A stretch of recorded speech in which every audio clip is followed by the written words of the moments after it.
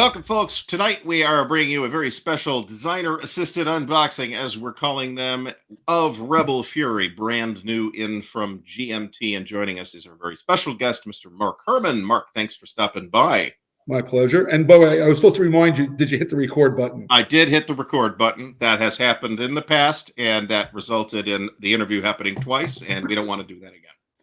So, looks the box. First of all, who did the box? Who did the trade dress on the box? Do you know? Of course, it looks nice. Yeah. So, believe it or not, I had a lot of input onto the cover. So, if you have you seen the blue and gray quad cover?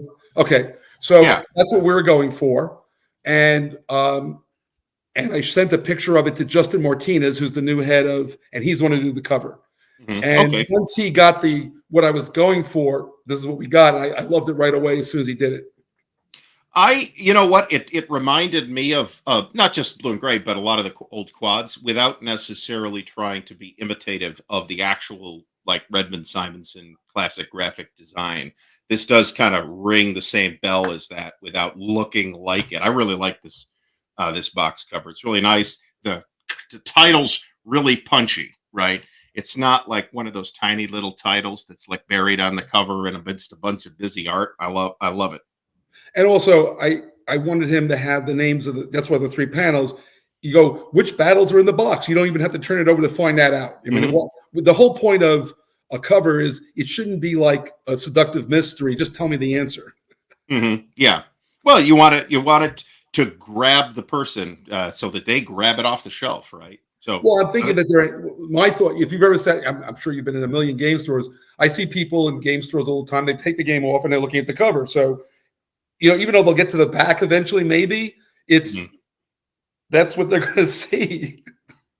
It's the thing sticking out, right? Yeah. So that's the first thing we see. But I feel like GMT has stepped it up in recent years. Maybe, they've had a little bit of complaining about certain covers, but I appreciate that they're trying to kind of mix it up a little bit and not kind of stick with that sort of classic. We all love that classic Roger McGowan, cover style. But I also appreciate that GMT is trying to do stuff, do different styles now. Let me put it that way. And I would say that I think that the fact that GMT, to their credit, has branched out into some look at the amazing stuff that Kai and Chad did with the dominant and marine species, dominant species and marine dominant. The one about the sea creatures. Yeah, I know, the dominant species marine. Yeah, that was. I knew I wasn't getting it right, but there's a. This is not a Civil War audience necessarily, but certainly people who are into great games are going to look at that, and that kind of cover starts to influence these other covers. All right, so let's get into it. We are in a pretty standard nowadays 2-inch GMT box. We have complexity 3 out of 9 off the back. I'm not going to read the whole back. Folks could do that themselves. It's really in prose, though. Oh wait, there is one thing off the back that you don't have to read, but I want to say. Okay, sure. So the thing that I specifically did here was, let's say you have a group of people you play games with, right? More than one person. So if you had 6 people, you could, and I set it up this way, you could get all 3 maps out. 6 people could play different scenarios, and there's enough, and you don't have you have all the pieces you need to play them. So you could have a group session right out of the box. I think that's fantastic. However, I would challenge you on that, not because I want to challenge you on this, but because a commenter on last week's counterclipping show said this in the comments, that he is upset because there's insufficient dice to play it on 3 different tables at the same time. Yeah, I would say that is a legitimate, basic concern. I'm sure there'll be more. You could always buy some more dice. The problem is the dice. This die is the most expensive thing in the box. This drawer is entirely full of dice. Yeah, I'm going to be fine, Mark. No, but I'm saying that. But the key is it's a 50-50. This die didn't exist during playtesting. Custom dice, gotcha. Yeah, this die is the most expensive thing in the box because it's not normal. I think it's a great idea for GMT to accessorize it and offer dice kit sets. Absolutely. But the main thing is you just get a 6-sided die. It's a 50-50 die roll. So 1, 2, 3, 4, 5, 6, and you're good. Mark, I'm a lunatic. I have D2s. No, I watched your show. I saw your show the other night. You were bringing out your Traveler dice sets. Right. The huge traveling suitcase. I was like, okay, you're good. I got it. What a dork. All right, excuse my voice, by the way. I'm just getting over not being able to talk, actually. Oh, dear. Yeah, I don't know what it is, but something's going around. I've had it for like 3 weeks. The world has been very tired of it. So box comes off. There you go. Box cover came off super duper easy. So we've got a bag of baggies, which I may or may not actually use, and we've got 3 dice. These are nice. Yeah, they're a nice dice. They roll nicely. Yeah, look at these. Do you happen to know who the manufacturer of these is? Well, yeah, I do. They're the Chinese company over in China, whoever that is. That settles that. These are really nice. They've got kind of a cool matte thing going on that I rather like. And then here's the special die, which has a hunched over soldier on half the faces and a explosion on the other. And to take the mystery away, when somebody retreats from a battle that was in defensible terrain, and it's a retreat result, the person who's retreating rolls that die, and if you get this, you're broken, and if you get this, you made an orderly retreat. That's all it does. All right, so we have 3 what sure feels like full-sized maps here. They are. Are any of these double-sided? No. Okay, awesome. And I don't have to worry about that. So let's throw one down and see what it looks like, and then we'll talk about the map. This is the Fredericksburg, and I thought it looked a little familiar because this is the one. Yeah, that's actually the best one. Show them the Fredericksburg end of it for sure. It's really nice looking. It's really that's where the end. Yeah, so you got the Rappahannock right here. I'm going to come. You keep talking. I'm going to bring somebody a show and tell thing. Feel free. And here's Fredericksburg up here, and then the Rappahannock kind of winds more or less along the north map edge here. And this map also accommodates Chancellorsville, as you'd expect, since it's pretty close to Fredericksburg. So, map looks fantastic. I'll take a picture of it and post it, but I have Rick's original, and that's Chickamauga you're looking at, obviously, in Chattanooga. Chattanooga up here. You've got the Tennessee River up here, and this is the one I think that definitely rings Rick Barber to me. Oh, yeah. No, Rick, yes, it's definitely. And we also got a lot of Dave Powell was a consultant a little bit because he's been over this ground. And so the ridge rules and the ridge snap, the switchback rules come from Dave. Who has literally written the book on this. I used that book in the research, yes. Yeah, I would imagine. Those are terrifically well-written books, too, by the way. Dave Powell. Dave's a real time. Books. Highly recommended. Yep, I totally agree. All right, so let's operate on the Fredericksburg map here and put this one away for the moment. So we've got a rule book and a playbook. Rules of play feels nice and thin. This is 24 pages. Yeah, but there's four full pages of, you got a page with credits. You got 4 full pages of just examples of play, so that's 5 out already.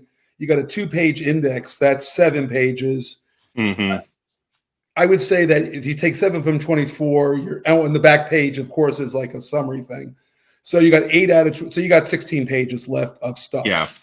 Yeah, which include a 2-page spread of example of play too. Well, that's what I'm taking out of the 24. Yeah. It's actually 16 pages of rules. Nice tight game. So explain to me what the relationship between this system is and the Gettysburg and or Waterloo games that had appeared from C3I a few years ago. Yeah, so I want to give all credit. The reason a Gettysburg game ever happened was that Roger had, I want to say, a friend. Could have been him. I have a friend who's asking kind of thing. I don't know, but Roger said that he was looking for like a gateway, very low counter intro game. Would I be willing to do it for him? And I said, I always say yes to Roger. So the answer was yes, but I don't know he goes, what topic? I go, let me think a few minutes. And I always I always wanted to do a Gettysburg game, but I didn't think I could add anything to like 3-dog kind of games. I thought Richard Berg had, for me had sort of, this is it. This, if I was going to play a Gettysburg, I want to play 3-dog. And as I told you, I like the first edition for subtle reasons, but that's beside the point. But then I said, well, doing an introductory game would allow me. And then I said, I could have done a blue and gray quad Gettysburg game in 12 minutes. And I didn't want to do that. And so I really sat down and thought about and the thing that stuck in my head when I was doing it. Have you ever seen any of from the Civil War, the Leslie's Illustrated newspaper from the war? Have you seen any of those pictures? I'm not sure that I have. But you've seen the picture, the artist, like photographs of the battle that they saw. So I wanted that feeling that there was this back and forth, assaults that failed and they went up the hill again and all that kind of stuff. And then I hit on something, and John Butterfield mentioned it in an interview. He said that, and I have to take this, one of the highest compliments I've ever received personally, but John was very kind. He said, it took us 50 years, he said, for me to figure out that you didn't have to, you can move as much as you want, which is really what ended up happening. I said, why do we have to why does a piece only move once? I just said, I threw all that out. And so the Gettysburg game, to your question, is this back and forth, you move as much as you can until the battle lines form kind of thing, is the Gettysburg piece. And there was a detachment for Burton's sharpshooters, which was an important element ultimately. When I did Waterloo, I expanded the detachment piece. And I realized that HQ, and then there was this thing I learned about Wellington. The Battle of Waterloo happened, Mont Saint Jean, right? We all know that. But Wellington, and I had documentation for this, had multiple, and by the way, I spent like almost a year of my life in that area working for NATO. So I personally know that ground really well. Been to all those sites a dozen times. I had nothing else to do. And Wellington had cartographers work up the details of the defensive positions throughout that whole area. So he was prepared to fight that battle in any one of like literally a dozen spots. And so the battle side of the HQ was saying Wellington has picked his spot, and because he knows what's happening, he gets this big modifier for fighting on ground of his own choosing. That detachment edition and the HQ thing became the basis of Rebel Fury, to your question.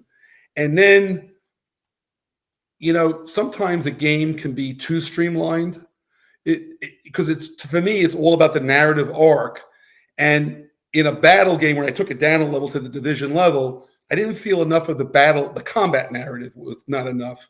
And so I reached back to a game I had designed that Berg was developing back 20 plus years ago, maybe even more, called War is Hell, which was a big, war between the states kind of giant game. But I took the combat system and recreated it for this game, and that was really the new piece. And by the way, just for anybody who's asking, the entire game is that. That's the entire game. You don't need anything more to play the game. The terrain effects chart is going to tell you two things. Do I change formation? Is it defensive terrain? And other than clear and roads, it's all change formation and defensive terrain, because every space costs 1. Doesn't matter what it is, everything costs 1.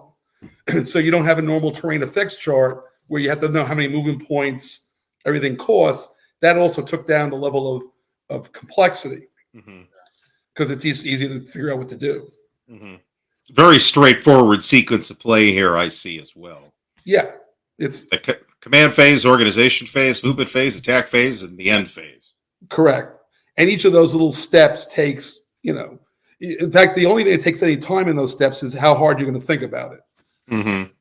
Well, that could be significant, though. Well, again, everybody says to me, how long does it take to play? I say, how fast a player are you? But I could play every battle except for maybe Spotsylvania in definitely under 2 hours, more like 90 minutes in some cases.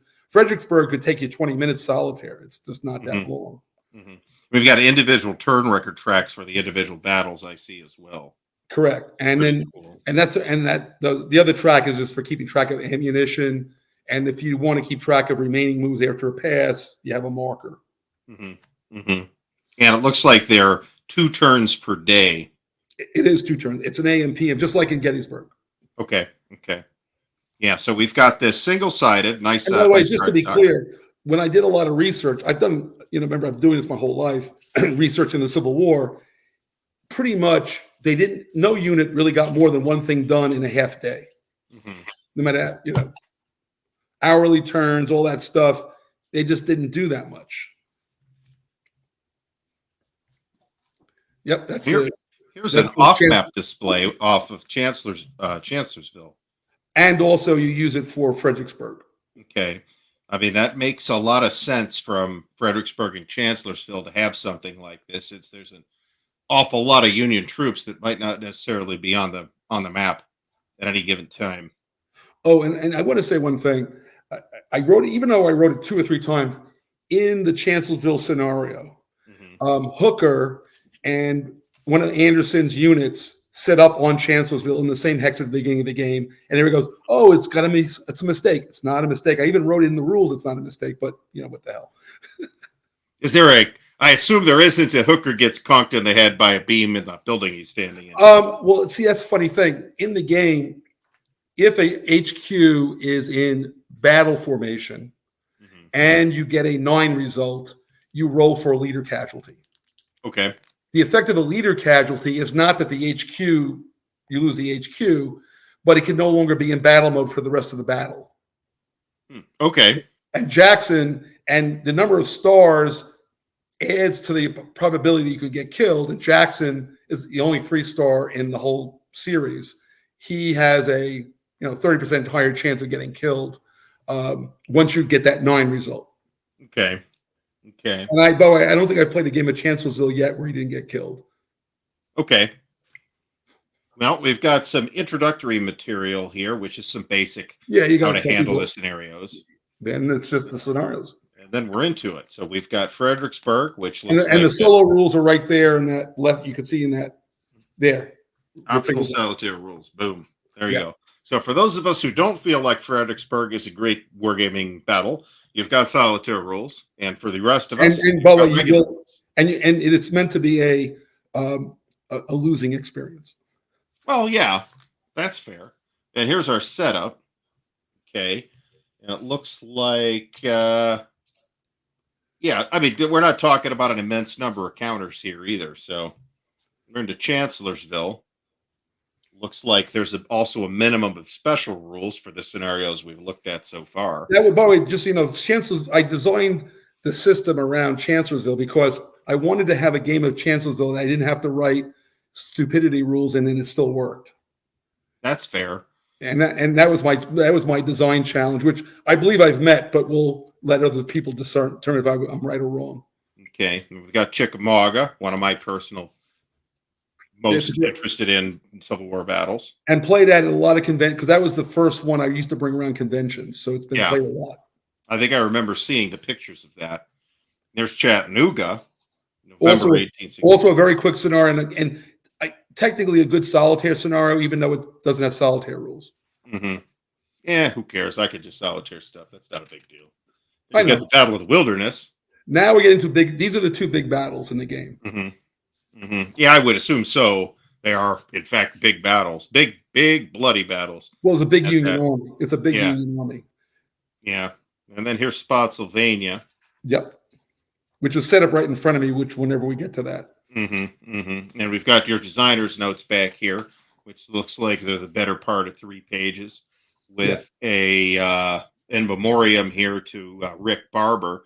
So tell me about Rick's contributions to the maps. It sounds like Rick had just turned the maps over to you right before he passed away.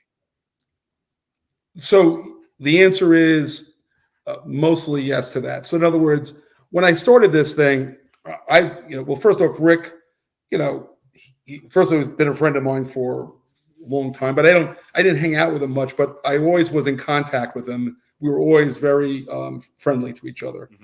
And one of the things I used to one of the things when Berg and I worked together, Berg loved maps and he hated all the other stuff. So I got used to the fact I've been making maps since day one. I've made them for Dunnigan. I've made a million maps, but I call that the arts and crafts phase. And Rick had done so much. He's such a great pen and ink guy with maps. I said to him, and I knew that he could. He had said something that he wished he could get more work.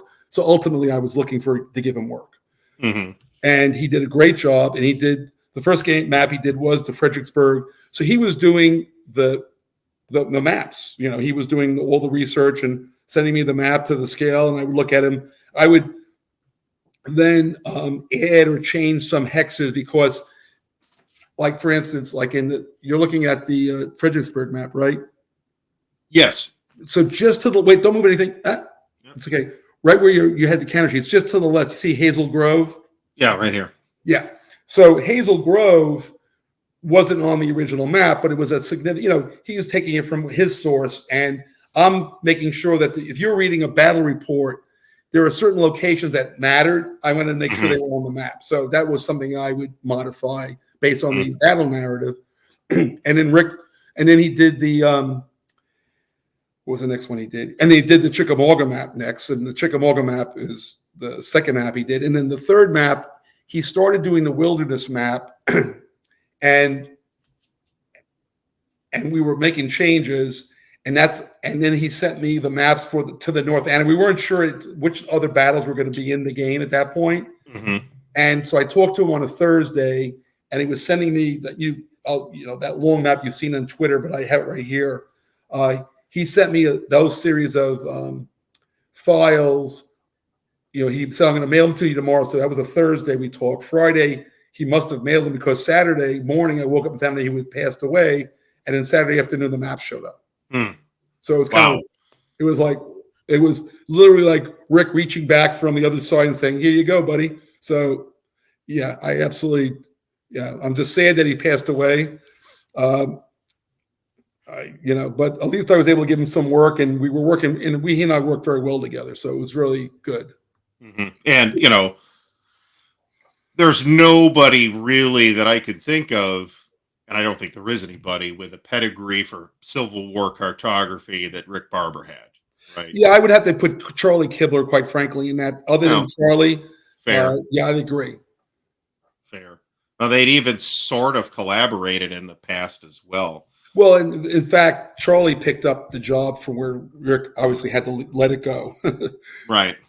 So Charlie Kibler did the Wilderness Spotsylvania map. Okay. And it's a pretty good match stylistically, I think. Of course, remember, in all cases, the final map was done not by Rick. Right. Rick's map. When I come over here, I can give you a close-up. Rick's maps are very, they're the pen and ink version. This is all the mechanicals were done by Charlie Kibler. Okay. And here's Hazel Grove again, too, right? Kind of the middle. They map up. Correct. So then we got two counter sheets. Yes, sir. Mostly what look like 5/8 inch counters, and then some markers that are 1/2 inch counters. No, the 1/2 inch counters are the detachments and some markers. No, those are important. If you look carefully, you'll see on the counter sheet, it tells you which scenario they go to. Yes, I noticed that. And that's also much appreciated in that you can play the counter mixes for this different battles are all independent, right? Totally independent. And more importantly, from the very beginning, because I've had this happen in other games, every counter will always have a letter code of which scenario it goes to. Which is great. Well, otherwise you can drop a counter tray, and I have. I've catapulted counter trays. I'm sure you have as well. I have, unfortunately, yes. All the way over the room. I think I told you this story. I did that to War in Europe. The whole box went boom, careening across the room when I was packing games for a move. Oh, that's terrible. What a hassle. What a hassle that was. Holy cow, was that a headache. So counters look fantastic. Did Charlie do the counter art as well? It's all Charlie. All Charlie. Okay, fantastic. And one thing I had asked for was, traditionally you either get, like little soldiers, like on the Gettysburg game, or you get, NATO symbols. Right. And I said to Charlie, I said, can we get some sense of like a mass of troops and that's what he came up with, and I loved it. Yeah, so you'll notice that you've got kind of units in a more or less column-like formation on the fronts of the counters, and then they're in a more Right. lion-type formation on the back. And that's keeping with my training from Redmond Simonson is when you can use a graphic to help the player, do it. Why? How much the ink, the cost of ink isn't the issue, right? It's just your imagination. Right. Right. Yeah, no, I like that. I like that a lot. It's nobody's ever going to forget after the first time they hear it, that this is the move side and this is the deployed side.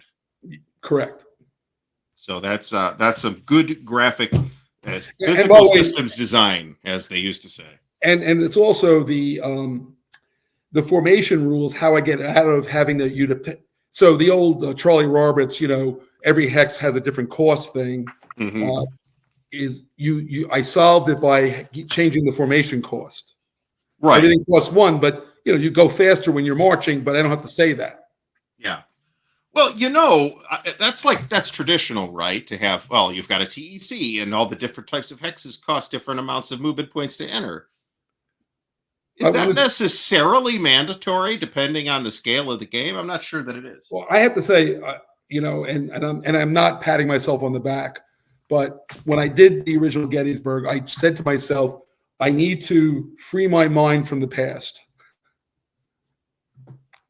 And it is a different game, right? And some people, maybe weren't comfortable with that, like me. But by the time Waterloo came around, I'm like, okay, I think I kind of see what's going on here now. I think this actually makes more sense to me in that format than it did for Gettysburg. Yeah, and Gettysburg, to be, my goal in Gettysburg was also that there are several things that drive complexity, what we would call complexity in a game, mm-hmm. and it's number of pieces, absolutely, and number of spaces, mm-hmm. and if there's cards, all that kind of stuff. So mm-hmm. my goal was, how do I take traditional calculations that we've come to, take as normal and just pull them out of the game and just get rid of them? So every hex costs 1, but I changed how fast you can move based on formation, which has just 1 number. The combat, all the units are the same in combat values. I have a star on them for quality. And there you go. You just heard the whole game. Mm-hmm. Mm-hmm. Yeah. Nice, clean system. Fast playing battles. Super attractive package, both from a graphic standpoint. As to me, when I say attractive package, I'm just as likely to mean I'm attracted to the subject matter and the scale and the combination of all the different factors that go into a good war game. Like I said, and I think there's some great regimental brigades. Like I'm a big fan of the blind sword system. That's like a brigade battery system. There, there's Three Dog is regimental. Mm-hmm. Obviously, you've got the Great Battles of the American Civil War, which was fabulous, but that's more of like a core maneuver system. I'm there's really nothing else in this space right. There used to be maybe, but nothing much in this space right now. So I've gone to the Grand Tactical, which is sort of, neither here nor there if you see my lectures on scale.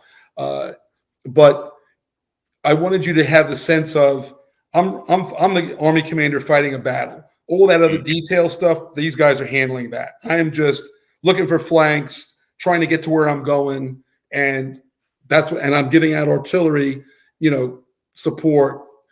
And if you look at any reading of what Grant was doing during the wilderness of Spotsylvania, he was sitting on a bench near a tree, whittling and hearing orders, getting information.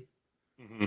He's not riding around, charging, and that's all. And by the way, to the detriment of the Union Army at times, he was a little too passive.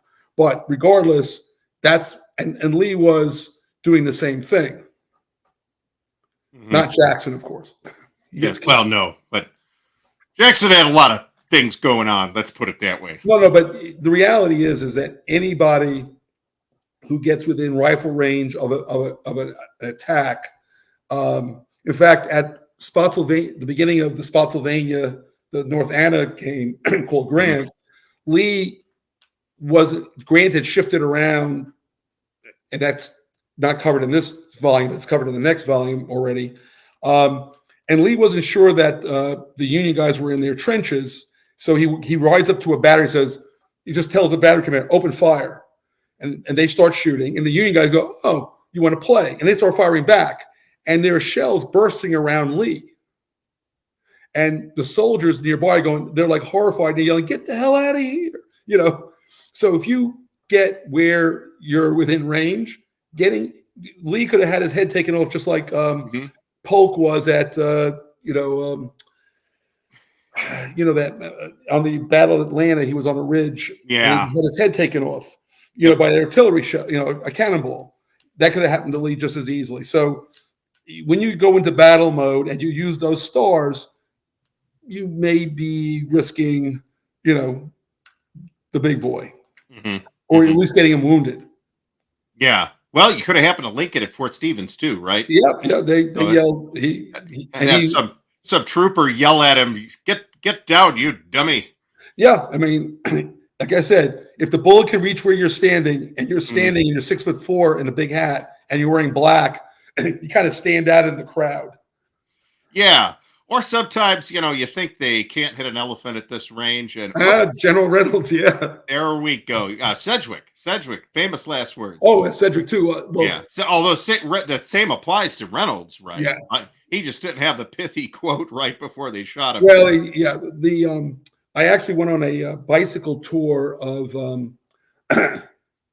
Gettysburg when I was on the Gettysburg Foundation with McPherson doing it, and I was literally sitting, within some number of yards of where Reynolds got killed, having McPherson explain it. It was great. And I've also been on the exact spot where Jackson got hit at Chancellorsville with a park ranger explaining the whole, and the way this guy told the story, I could almost see Jackson riding toward me. I mean, it was, yeah. So yeah, I've been in those spots. It can happen. Yeah. Yeah. No, it happened not infrequently in Civil War battles. I'm actually just finishing up a second reading of McPherson's Battle Cry of Freedom right now. Well, yeah, that's the last chapter. Yeah, that's a great, that's a tour de force, because it not only covers the military piece, but it covers the political, social, and cultural piece, and financial. Yeah. I mean, it's an impressive book. Yes, very impressive. It's very heavy on the social, economic, and political factors. That's why it's a great book too. So yeah. The book that I, if you look at For the People, speaking of leader casualty, I've gotten so many times somebody said they cry online that I was playing For the People and this guy got killed by accident or this or that, and I once posted, of the generals that are in For the People on the Confederate side, 40% of them got killed. Sooner or later, yeah, that's a fair point, right? Yeah, I mean, so when you lose people, that usually gamers hate losing pieces, they hate losing generals. And my good friend Mark Simich, in our conversation, he said, I'm not going to deal with this crap. I'm just going to give them a schedule, and they don't get to choose. Yeah, and I think that's a completely reasonable call. I have been in the situation playing victory games Civil War where Grant comes in on turn 2, Grant gets killed on turn 2, Lee gets killed a little bit later. Suddenly you got it's a complete mystery as to what's happened, because Lee's dead, Grant's dead. I think Sherman was still Sherman and Jackson were still alive at that point, but it can there's like a certain familiarity of situation that we probably have as wargamers, people who play these games a lot, where like what we see as a major piece of what we're doing suddenly is gone, and we're left a little bit rudderless. Right. And as I wrote in my book, the most important thing to understand about historical wargaming is everybody goes, it's all alternate history. Yeah. That's what we traffic in alternate history. Because if we didn't, we'd be writing a book. Right. So right. So when's the book coming out? So I just contract. Do you know the artist who did Pericles, a fabulous artist named Don Hill Hegarty? Yeah. He has just agreed to do the lay down of the book. I just literally sent the email off right before the show. And so Dom Hill will be, and I'll be seeing him at, apparently PunchCon, going back to our earlier conversation, I can write off the entire PunchCon trip to England as a business trip because I'm seeing a publisher there who wants to talk to me, and I'm seeing Dom Hill. I guess that's how you pronounce his name. I'm not even going to try. And so I'm doing work as well. Yeah, exactly. All right, so we're going to have a short segue here, folks. We'll be back in, and here we go. So if you look at the display now, and now look at this map, it'll make more sense what's going on. Yes, actually, because we have, here's the map, right? Yeah, so you've got all these entry hexes where additional stuff is going to end up entering onto this Fredericksburg and Chancellorsville map. And one of the things that, remember I said to you earlier that the core rules don't have to change? Mm-hmm. So First Manassas, Second Manassas, the beginning of the wilderness, if you go back to the very beginning, they're all turning movements. Mm-hmm. And so I have a very explicit set of rules for turning movements because I knew I couldn't always have 14,000 maps. So this is going to be a standard technique for the whole series. Mm-hmm. Mm-hmm. Mm-hmm. And I know that we have there has been some interest expressed in the hidden movement fact value of this off-map display as well. Yeah, it's one of those. Sure, I mean, there's a little bit of that. The big thing that I have made, so the big mistake I've made playing this scenario, which I, to my discredit, if you follow the Rappahannock, and you see that unit that's pretty close to where Lee is another Anderson unit, I think. This guy right here. No. Applause? Go to the river. The guy on the river, by that river ford there. Go left. See where Lee is? Yes, right. Lee's right here. Go 5 hexes west of. This guy. That's Anderson. Yeah. Gotcha. If you move that guy away from there, and you look at the off-map display, Union soldiers can get across there, and they flank you. Ooh, okay. Don't move that guy. So don't move that guy. I've done it. It doesn't turn out well. Okay, so the that's actually very interesting. So the off-map display reflects basically all the Union stuff north of the Rappahannock here. Correct. So you need to if you are the Confederate player, if you're the Union player, by all means walk away. But if you're the Confederate player, you probably want to guard the crossing points, which are reflected once again on this map. And if you notice on the far right, on the other side of the Rappahannock by Fredericksburg, you see those 2 entry hexes? Yes. Those go to the Union camps that are just off the map. Okay. Very good. So we are looking here then at the Fredericksburg scenario. No, we're looking at this is the Chancellorsville. We are in fact looking at Chancellorsville. I could have. Sedgwick is there holding Lee's position while they do this turning movement. And it even says Chancellorsville at the top of the screen. So that's okay. We'll fix it in post. So here we are looking at Chancellorsville with Union troops engaged in crossing the Rappahannock and a Confederate defensive line facing them. So this is, I imagine you said this is probably about an hour playtime scenario. Not even 2 hours. 2 hours. Okay. There's actually a lot of forces here, right? This isn't just what's happening around Chancellorsville. There's kind of a lot going on with a river crossing and a significant amount of off-map Union troops that could potentially enter the play area. And a whole column here of the 11th and 12th Corps marching in from the west, too. So, right. And all you've got in front of you is this little cavalry detachment and Anderson. Now, another critical skill for the Confederates, which I've seen, and remember, this battle covers Salem Church. So basically, the Union comes around.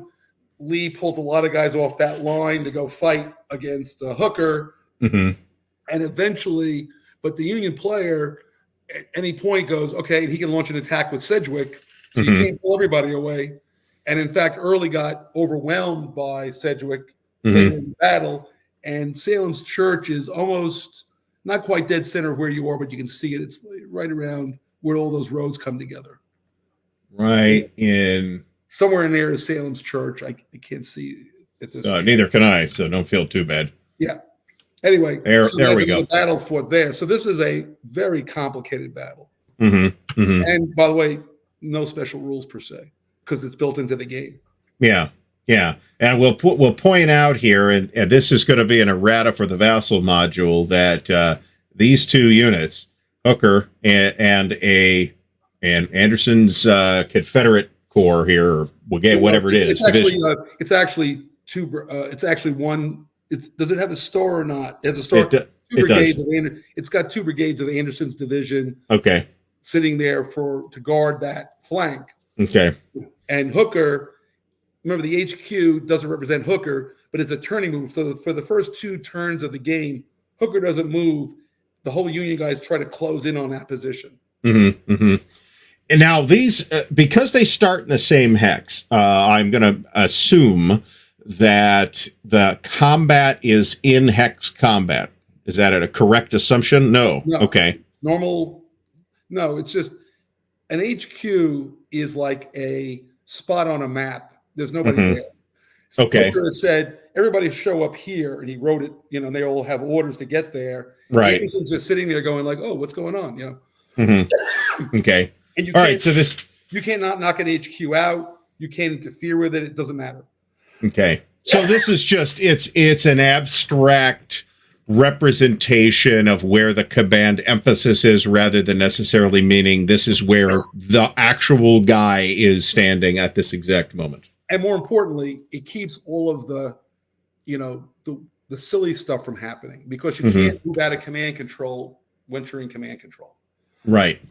So you can't like all of a sudden try to send some guy way off. Remember, this game is alternating, and somebody passes. Even if you pass, if you got all of the right places, they can't all of a sudden like take a group and go whooping around like they're a panzer division. That just can't happen.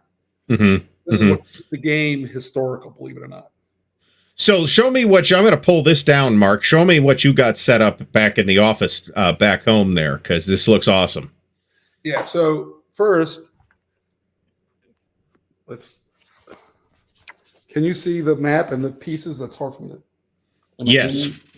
Yeah. So this is Spotsylvania Courthouse, and let me see if I can get this is tricky. So this is the first corps, and it's going to start with these guys doing a night march running here, and over here is Spotsylvania Courthouse. So the whole battle is, he lost the Battle of the Wilderness. Now he's trying to get around the flank again, and so it becomes this race to here. Now, that's what you get in Rebel Fury. Now, going over here, hang on.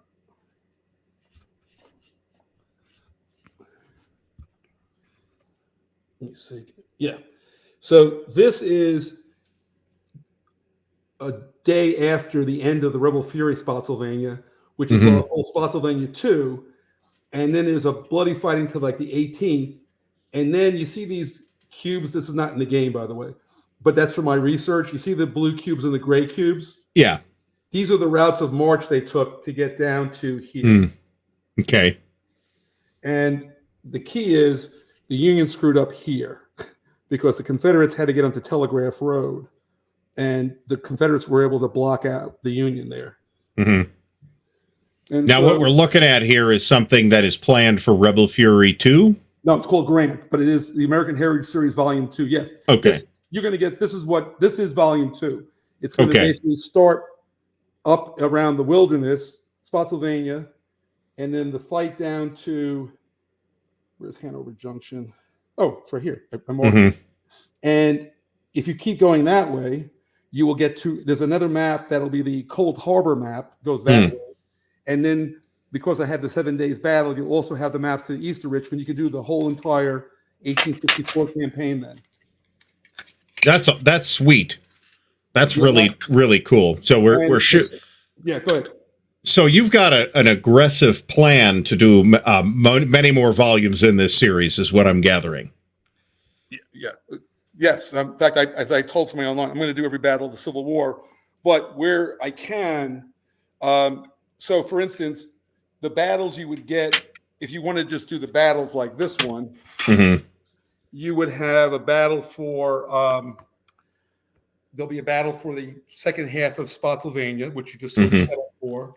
Then there'll be a battle of the North Anna, which will be on that map as a battle. Then there'll be Cold Harbor as a battle. And then 7 days is obviously a different set of battles, but it's on the same area of that east of Mhm. Richmond area. And then, but then there will be no change to again, my whole goal is I'm not changing the core rules. I don't think I have to. I think I really thought that we'll see if I'm smarter than maybe I'm not as smart as I think I am. We'll find out. But I believe that the core rules for Grant will be, other than, let's say, 5-word differences, it'll be the same exact set of rules. And the battles will play out the same way. But then there'll be in the playbook, the campaign, and I've already written them, by the way, how you can link these, play all this as one big campaign, which will give it kind of an operational flavor. Yep. And like where I can do that in other situations, I will, but that'll be separate. It's still a battle game. You'll be able to fight 3 battles plus 7 days battle, which is really 4 battles, kind of Mechanicsville, down to Malvern Hill. And then you also have 7 Pines, which was even before all of that. Right. So you get all of that as separate battles, but then you can have the whole 7 days as a campaign, effectively.